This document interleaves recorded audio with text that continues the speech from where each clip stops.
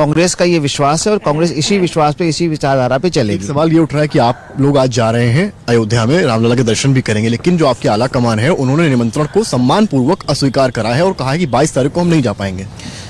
उनका भी आस्था का विषय है। विश्व हिंदू परिषद के किसी कार्यक्रम में ये हमारी विचारधारा है कि हमें जाना है कि नहीं जाना है। रामलला के प्रति सबकी आस्था है और सारे हिंदू की आस्था रामलला के प्रति है, लेकिन विश्व हिंदू परिषद के कार्यक्रम में जाना या ना जाना ये हमारा निजी विचार हो। बीजेपी कह रही है कि जो कांग्रेस पार्टी आज जा रही है केवल दिखावा है। उनको तो ये कहना ही चाहिए, इसके सिवा वो कह सकते हैं। क्यों दिखावा है? अगर हम वहाँ दर्शन करने जाते हैं तो दिखावा है, वो अगर दर्शन करने जाते हैं तो बहुत आस्था है। ये तो कोई प्रश्न नहीं है। काहे की है? हम जा रहे हैं, दर्शन करने जा रहे हैं और हमको किसी ने, कांग्रेस हाईकमांड ने किसी ने मना नहीं किया। जब मन चाहे तब हम जाए। आपके सहयोगी दल है समाजवादी पार्टी जो इंडिया गठबंधन में साथ, अखिलेश यादव ने कहा है कि सब परिवार दर्शन करने जाएंगे 22 तारीख के बाद।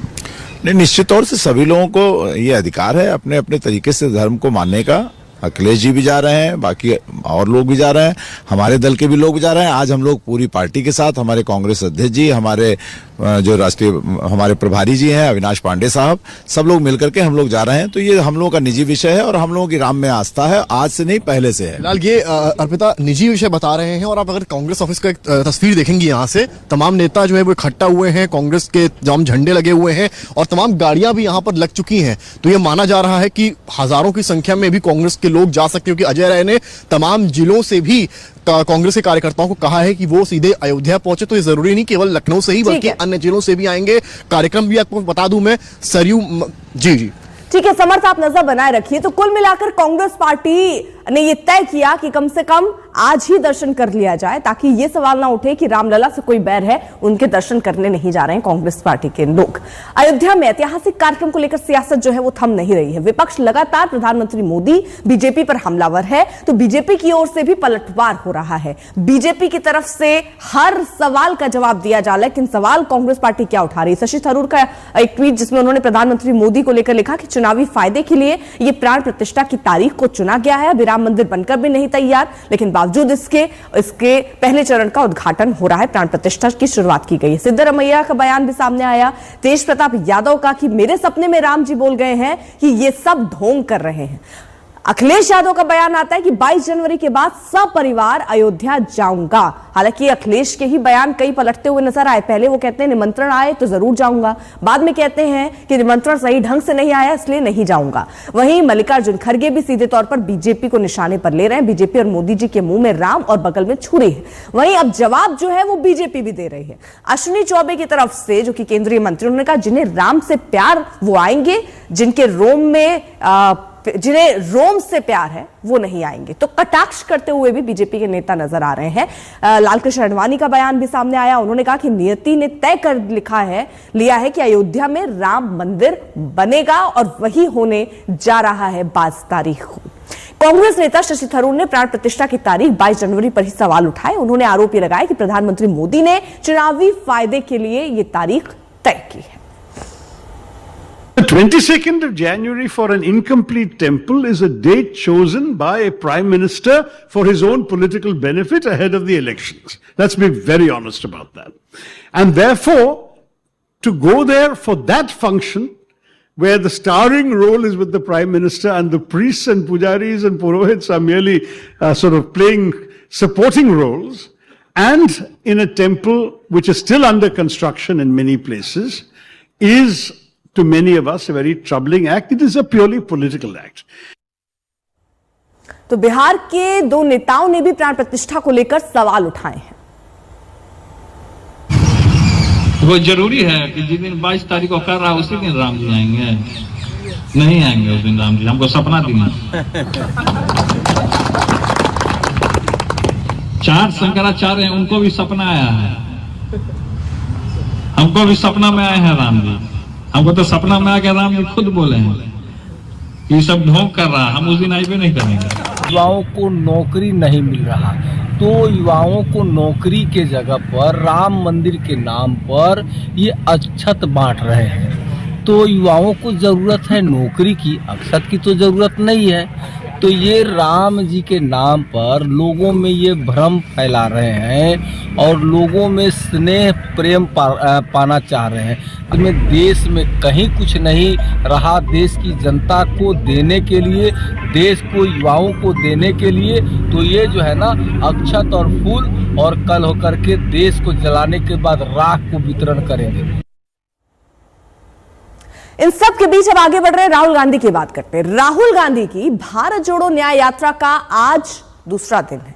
इस वक्त राहुल इंफाल वेस्ट से यात्रा शुरू कर चुके हैं। 2024 चुनाव से ठीक पहले राहुल गांधी ने भारत जोड़ो न्याय यात्रा का ऐलान कर एक बार फिर पार्टी को मजबूत करने की कोशिश की है। यह न्याय यात्रा 20 मार्च तक चलेगी और 15 राज्यों में करीब 6700 किलोमीटर की दूरी तय करेगी। एक दिन पहले यात्रा के आगाज के दौरान राहुल ने केंद्र सरकार पर मणिपुर को लेकर जमकर हमला बोला था। इंद्रजीत कुंडू हमारे सहयोगी इस वक्त और अपडेट के साथ जुड़ चुके हैं। इंद्रजीत, देखिए शुरुआत तो हो चुकी है, आज दूसरा दिन है, किस तरह आज दूसरे दिन का शंखनाद? देखिए अर्पिता, सुबह राहुल जी मणिपुर की राजधानी इंफाल के बिल्कुल बगल सिकनाई से निकल चुके हैं। उनकी काफिला जो है इस वक्त कोहिमा की तरफ बढ़ रही है, नागालैंड की तरफ बढ़ रही है। लेकिन महत्वपूर्ण विषय ये है कि कल जब शुरुआत हुआ था वो थौबाल से हुआ था। थौबाल और इंफाल ये जगह कवर किया था कल यात्रा में। जो मेजॉरिटी मीते संप्रदाय है वो उनका डोमिनेंस है।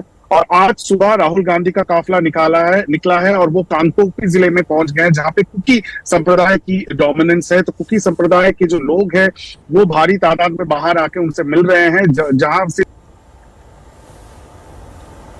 ठीक है इंद्रजीत, आप नजर बनाए रखिए, आगे भी आपसे अपडेट लेंगे। तो 15 राज्य, 110 जिले जहां पर ये जाना है, 355 लोकसभा की सीटें जिनको कवर करने की कोशिश यहां पर कांग्रेस पार्टी की रहेगी, जहां पर कांग्रेस पार्टी पिछली बार बहुत वीक रही है। 14 सीटें केवल वहां पर आई। आखिरकार राहुल गांधी ने कल क्या क्या बातें कही? उन्होंने कहा बीजेपी आरएसएस को मणिपुर से नफरत है, मणिपुर से ही आगाज की बात उन्होंने की और सीधे तौर पर केंद्र पर निशाना।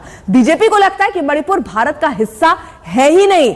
प्रधानमंत्री मोदी का मणिपुर दौरा नहीं करना शर्मनाक है। मणिपुर के लोगों के आंसू पोंछने प्रधानमंत्री नरेंद्र मोदी नहीं आए हैं। सामाजिक, आर्थिक और राजनीतिक अन्याय के खिलाफ दरअसल ये भारत जोड़ो न्याय यात्रा है। क्या क्या कहा उन्होंने, कैसे कटाक्ष किया केंद्र सरकार पर, सुनिए। 29 जून के बाद वो मणिपुर रहा ही नहीं, बट गया। कोने कोने में नफरत फैली, लाखों लोगों को नुकसान हुआ। भाई बहन, माता पिता आंखों के सामने मरे। और आज तक हिंदुस्तान के प्रधानमंत्री मणिपुर में आपके आंसू पोंछने, आपसे गले लगने, आपका हाथ पकड़ने नहीं आए। शर्म की बात, मणिपुर बीजेपी की जो राजनीति है, बीजेपी की नफरत, आरएसएस की नफरत, उनका जो दृष्टिकोण है, उस विचारधारा का मणिपुर एक चिन्ह है। जो आपने यहां खोया, जो मेरे भाई ने बस के ऊपर कहा